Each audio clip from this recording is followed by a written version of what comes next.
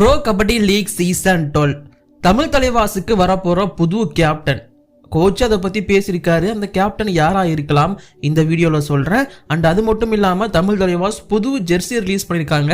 அது எப்படி இருக்குது, ஏன் இது தெரிஞ்சுக்கலாம் இந்த வீடியோவில். அண்டு மேலும் ஒரு சில கபடி நியூஸ் அண்டு கூடவே அதர் ஸ்போர்ட்ஸ் நியூஸ் உங்களுக்காக இந்த வீடியோவில் காத்துட்ருக்கு. ஸோ இப்போ வாங்க வீடியோக்குள்ள போகலாம். சார் சார் ஒரு நிமிஷம் சார் சார் ஒரு நிமிஷம் சார் ஒரு நிமிஷம் சார் ஒரே ஒரு 1 நிமிட்டுங்க. Hello every friends, 1 minute please. So friends, first of all இந்த அதர் ஸ்போர்ட்ஸ் நியூஸ் அதிலிருந்தே போயிடுவோம். ஏன்னா நம்ம சேனலில் அது இதுக்கப்புறமா கொஞ்சம் கவர் பண்ணலாம் அப்படிங்கிறதுனால முடிவு பண்ணியிருக்கேன். ஸோ கொஞ்சம் பாருங்கள், இல்லை உங்களுக்கு பிடிக்கலனா ஸ்கிப் பண்ணிட்டு ஸ்ட்ரைட்டாக கபடி நியூஸ்குள்ளே போயிடுங்க, ஓகேவா. பட் இந்த மாதிரியான வீடியோஸ்க்கு நம்ம சேனலை மறக்காமல் சப்ஸ்கிரைப் பண்ணி வச்சுக்கோங்க. அந்த பெல் ஐக்கான் கிளிக் பண்ண மறந்துடாதீங்க.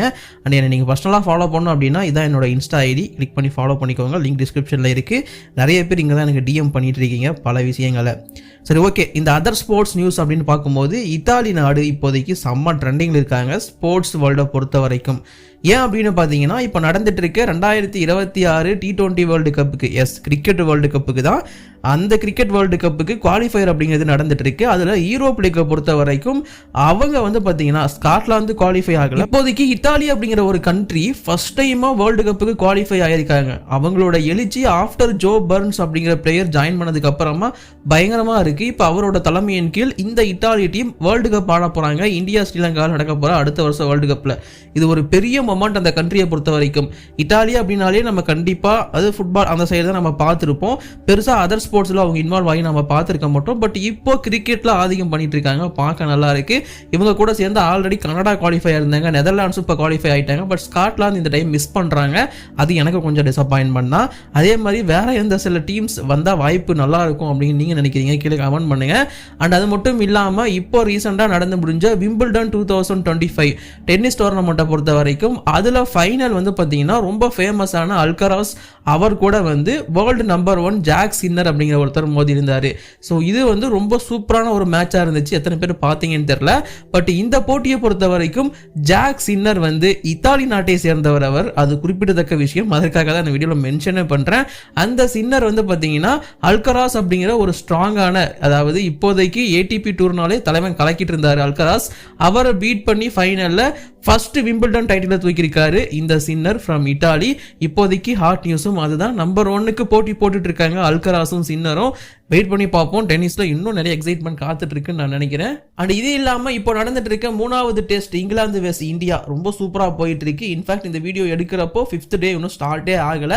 பட் இருந்தாலும் அதில் ஒரு சில விஷயங்களை சொல்லணும். என்ன அப்படின்னு பார்த்தீங்கன்னா, அந்த 3வது டெஸ்ட் வந்து லார்ட்ஸ்ல நடந்துட்டு இருக்கு இல்லையா, அதுல இந்தியன் பவுலர்ஸ் 12 இங்கிலாந்து பேட்ஸ்மேனை, அதாவது போல்ட்டை உடச்சி விக்கெட் எடுத்திருக்காங்க அப்படின்னு தான் சொல்லணும். ஸோ இது வரைக்கும் இந்தியன் பவுலிங் யூனிட்லேயே 12 முறை, அதாவது அதிகபட்சமான பவுல்டு விக்கெட் எடுத்தது இதுதான் முதல் முறை. அண்ட் ஓவரால் பார்க்கும்போது மென்ஸ் டெஸ்ட்ல 1955க்கு அப்புறமா இத்தனை பவுல் விக்கெட் எடுக்கிறதும் இதான் ஃபர்ஸ்ட் டைமா. ஸோ இந்த மாதிரி பல விஷயங்கள் வந்து இந்த மேட்ச்சில் நடந்துருந்துச்சு. அண்டு வழக்கமாக அந்த 3rd டே ஐ திங்க் வந்து பார்த்தீங்கன்னா ஃபைட்லாம் வர நடந்திருக்கும். ஃபைட் இல்லை, அது ஒரு ட்ராமா மாதிரி கிரியேட் ஆகிருக்கும். அதெல்லாம் நீங்கள் பார்த்துருப்பீங்கன்னு நான் நம்புகிறேன். அண்ட் இது மட்டும் இல்லாமல் இன்னும் பல ஸ்போர்ட்ஸ் நியூஸ் வந்து இப்போதைக்கு ட்ரெண்ட் ஆகிட்டு இருக்கு. பட் இப்போதைக்கு ப்ரோ கபடி தான் ரொம்ப வேற லெவலில் போயிட்டு இருக்கு. பிகேஎல் சீசன் 12க்கான ப்ரீ சீசன் கேம்ப் அப்படிங்கிறத 13 ஜூலை அன்னைக்கு தெலுங்கு டைட்டன்ஸ் அப்படிங்கிற டீம் வந்து ஸ்டார்ட் பண்ணிட்டாங்க. எங்கே ஸ்டார்ட் பண்ணியிருக்காங்க அப்படின்னு இப்போதைக்கு தெரிய வந்திருக்குன்னா, ஸோ அவங்க சண்டிகரில் வந்து இப்போதைக்கு ஸ்டார்ட் பண்ணியிருக்காங்க அப்படிங்கிறது தெரிய வந்திருக்கு. ஸோ கிருஷ்ணன் உடா கோச் அவருக்குமே ரொம்ப தகுந்த இடம். அண்ட் பிளேயர்ஸ் எல்லாரையும் சண்டிகரில் வந்து ப்ராக்டிஸ் பண்ண வச்சுட்டு, சண்டிகரும் கொஞ்சம் கபடிக்கு பேர் போன இடம் தான், அங்கே ப்ராக்டிஸ் பண்ண வச்சுட்டு அண்ட் தென் அங்கேருந்து எங்கே லெக் நடக்குதோ, ஃபர்ஸ்ட் லெக் எங்கே நடக்க போதோ அங்கே மூவ் ஆன் ஆகுவாங்க அப்படின்னு சொல்லப்பட்டிருக்கு. ஸோ இப்போதைக்கு இந்தியன் பிளேயர்ஸ் எல்லாம் அரைவ் ஆயிட்டாங்க. ஓவர்சீஸ் பிளேயர்ஸ் எல்லாருமே இந்த ஜூலை எண்டுக்குள்ள வந்துருவாங்க அப்படிங்கிறதுக்கான ரிப்போர்ட் தான் இருக்கு. மேக்ஸிமம் இந்தியன் பிளேயர்ஸ் எல்லாமே அரைவ் ஆயிட்டாங்க அப்படின்னு தான் இப்போதைக்கு தெரிய வந்திருக்கு தெலுங்கு டைட்டன்ஸ் டீமை பொறுத்த வரைக்கும்.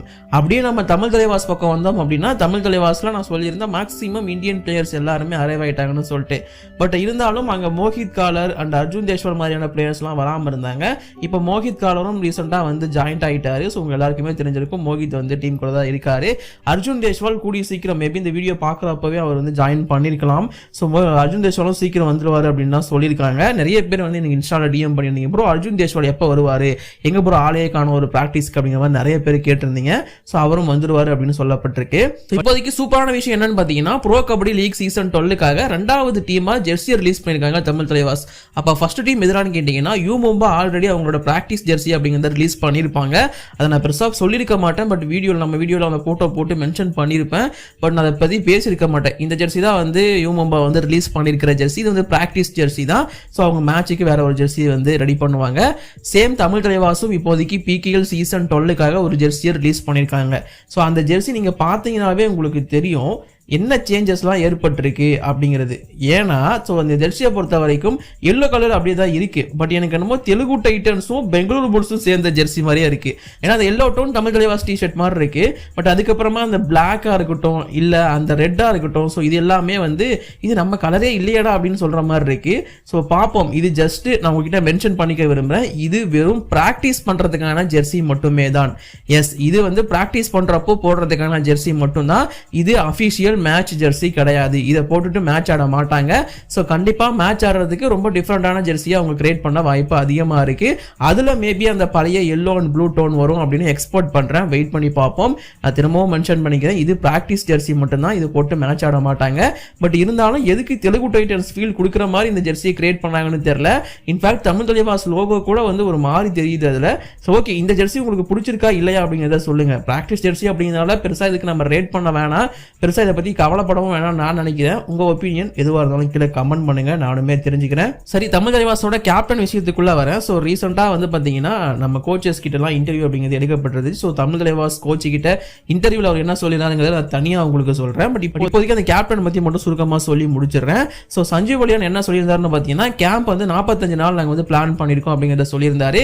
அண்ட் கேப்டனை பற்றி கேட்டதுக்கு வந்து என்ன சொல்லியிருந்தாருன்னா, இப்போதைக்கு புது கேப்டன் தான் தமிழ் தலைவாஸுக்கு புது ஸ்கிப்பர் தான் அப்பாயின்ட் பண்ண போகிறோம். சிஇஓ மேனேஜ்மெண்ட் ஓனர்ஸ்லாம் பேசிட்டு அண்ட் பிளேயர்ஸ் உட்பட எல்லாருக்குமே கேட்டுட்டு யார் அவங்க சூஸ் பண்றாங்களோ அவங்க தான் கேப்டனா வருவாங்க. பட் இந்த முறை பிகேஎல் சீசன் 12க்கு தமிழ் தலைவாசுக்கு புது கேப்டன் இருக்கிறதுக்கான வாய்ப்பு தான் ரொம்ப அதிகமாக இருக்கு அப்படிங்கிறத அவர் கன்ஃபார்ம் பண்ணியிருந்தாரு. இதை தான் பல ஸ்போர்ட்ஸ் வெப்சைட்டும் கன்ஃபார்ம் பண்ணியிருந்தாங்க.